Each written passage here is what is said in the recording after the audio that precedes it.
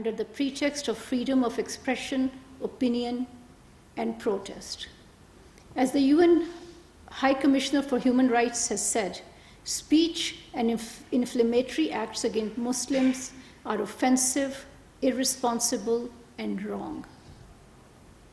Pakistan has always maintained that freedom of expression comes with responsibilities. It is the responsibility of national governments, regional organizations, and the international community at large to call out, condemn, and proactively prevent the vile acts of Islamophobia and religious hatred. As urged by the UN Human Rights Council, the relevant countries must address, prevent, and prosecute such acts of religious hatred. The international community must raise its collective voice against Islamophobia and work together to promote interfaith harmony and peaceful coexistence. Pakistan, for its part, will continue to raise the question of Islamophobia at the international level. This issue was a key point of telephone conversation of the foreign minister with his counterparts from Turkey and Iran and with the UN Secretary General and Secretary General of OIC. Issues pertaining to these recurrent acts of Islamophobia are being discussed at OIC headquarters in Jeddah and the Human Rights Council in Geneva.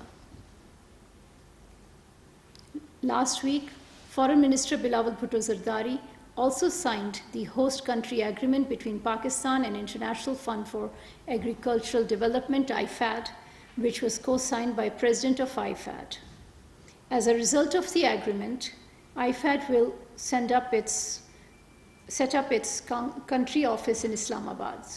The agreement formalizes the already existing substantial cooperation with IFAD, whose current portfolio across Pakistan totals $673 million, which is the second highest IFAD undertaking in the world. The UN Special Coordinator on Afghanistan visited Pakistan from 24th to 25th of July. In Islamabad, he held meetings with Minister of State for Foreign Affairs, Ms. Hina Rabbani Kar, Foreign Secretary Dr. Asad Majid Khan, and Special Representative on Afghanistan Ambassador Asif Durrani, and Secretary Saffron Pervez Ahmad Junejo. The discussions focused on importance of a coherent international strategy to engage with the Afghan interim government. Pakistan strongly condemns the provocative statement made by the Indian Defense Minister on 26th of July in Ladakh, boasting India's readiness to cross the line of control. These unwarranted and totally unacceptable remarks reflect India's hostility against its neighbors, Pakistan in particular. Pakistan is fully capable of defending itself against any aggression, as demonstrated in its forceful response to India's misadventure in February 2019. This is not the first time that India's political leaders and senior military officers have made such highly irresponsible and delusional remarks about Azad Jammu and Kashmir and Gilgit-Baltistan. They routinely engage in jingoistic rhetoric for political ends by stoking hyper-nationalism and anti-Pakistan sentiment.